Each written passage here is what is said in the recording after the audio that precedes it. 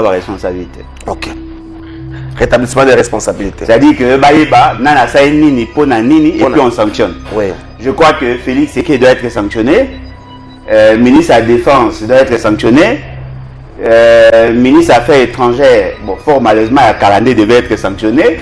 Aujourd'hui, mon de la maison militaire doit être sanctionné. L'essentiel des services doivent être sanctionnés, justement parce qu'ils ont failli à leur mission.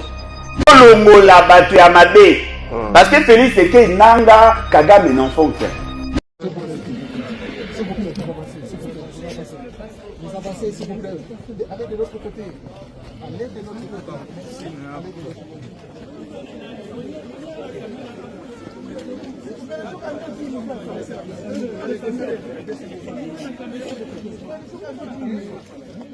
Est-ce qu'il faut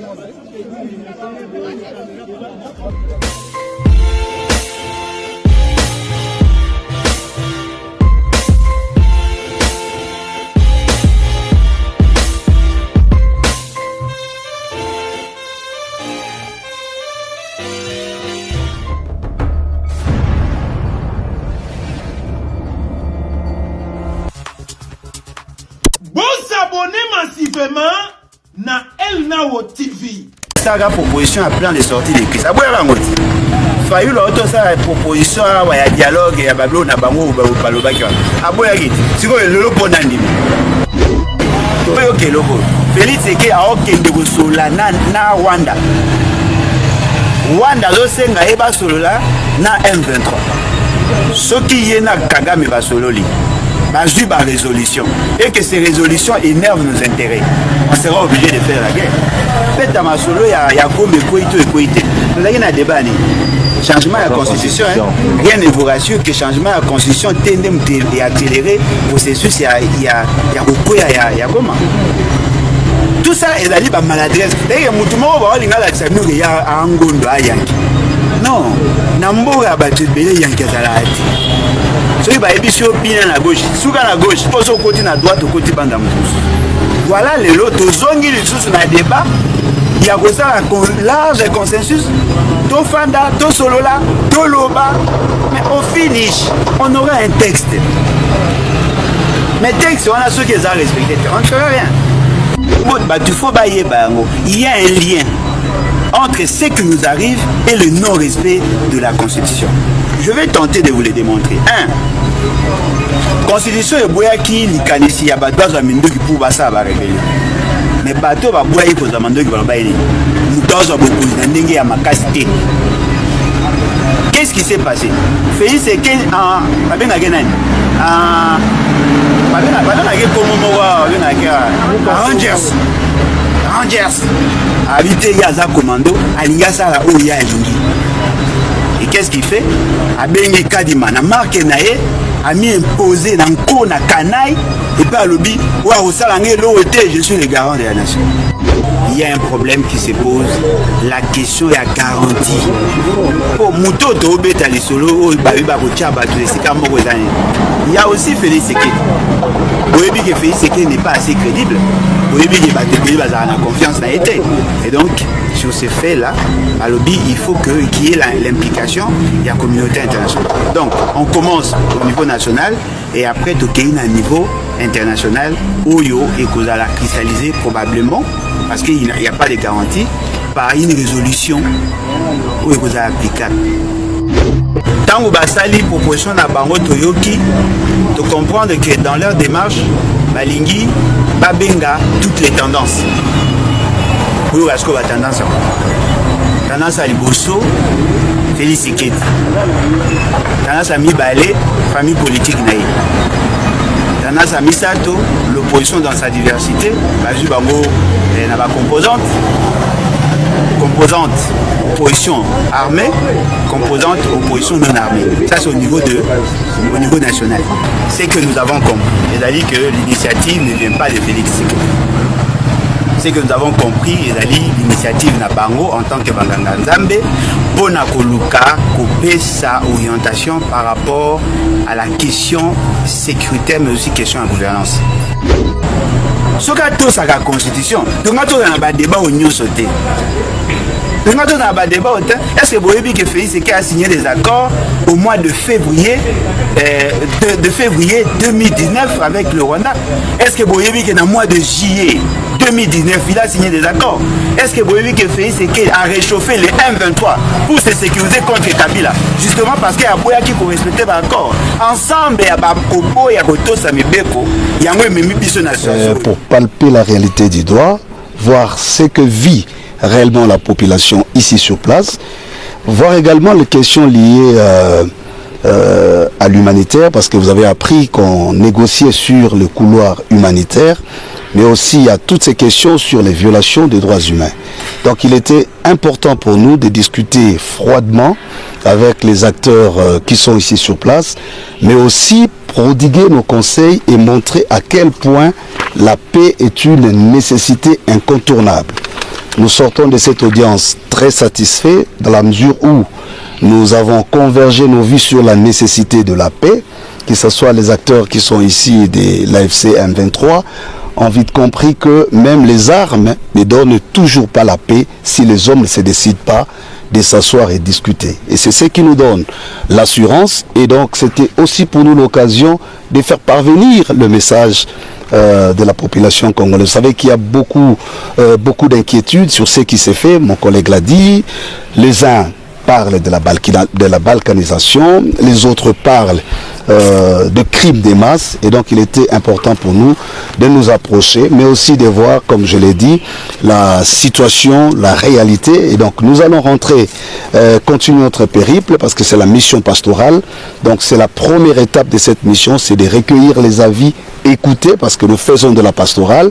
Il n'y a pas de pastorale sans écoute, donc il faut écouter toutes les parties impliquées. Et comme nous l'avions dit, il n'y a pas que les acteurs de l'AFC, il y a aussi les chefs d'État de la région que nous avons prévu voir lors de cette tournoi extérieure. Et puisque vous parlez de la femme, je voudrais déjà vous signaler que nous avons reçu les organisations des femmes à Kinshasa, une centaine d'organisations de femmes, mais la perspective reste ouverte pour toute autre organisation, surtout au niveau des provinces, et singulièrement ici à Goma. Donc s'il y a encore des organisations de femmes, parce qu'elle est souvent la victime, la femme, dans le cas d'espèce. Donc pour dire, la femme, les enfants, les vieilles personnes sont une priorité par rapport à notre démarche. Mais pourquoi elle ne doit pas participer directement?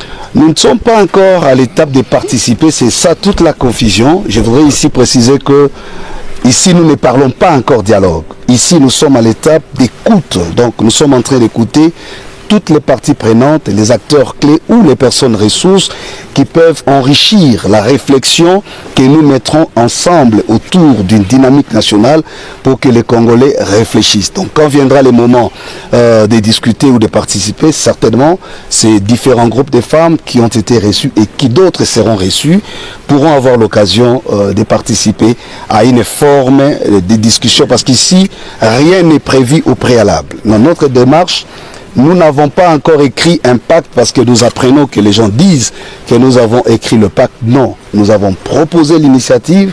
Voilà pourquoi nous approchons toutes les parties. Nous avons commencé à Kinshasa et là c'est l'étape extérieure de Kinshasa, donc Goma. À part Goma, nous allons voir les provinces, l'extérieur du pays, et nous rentrerons à Kinshasa pour faire l'écho de la première étape. Et à cette occasion, nous annoncerons les forces vives du pays à un pacte social pour la paix et le bien vivre ensemble. Et pour cela, nous avons commencé une tournée de personnes, de personnalités importantes à impliquer dans cette dynamique. Et nous avons pensé que la FCM 23 ont quand même une grande contribution à apporter dans cette dynamique de la construction de la paix, parce que pour les deux églises, l'année 2025, c'est l'année de la paix. La priorité, notre priorité, c'est la paix. Et voilà pourquoi nous sommes venus les exhorter, aussi les écouter, et en même temps aussi, à travers Monseigneur Willy, écouter la population, savoir comment vivent les gens ici, qu'est-ce qui se passe. Et je salue l'accueil qui nous a été réservé.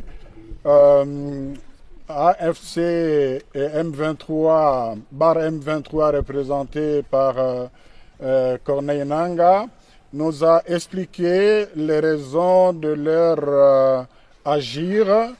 Ce n'est pas à moi de le dire parce que je ne suis pas leur porte-parole, mais à ce stade, je peux dire qu'en les écoutant, ça nous a motivé davantage de travailler dans le sens de ce pacte-là.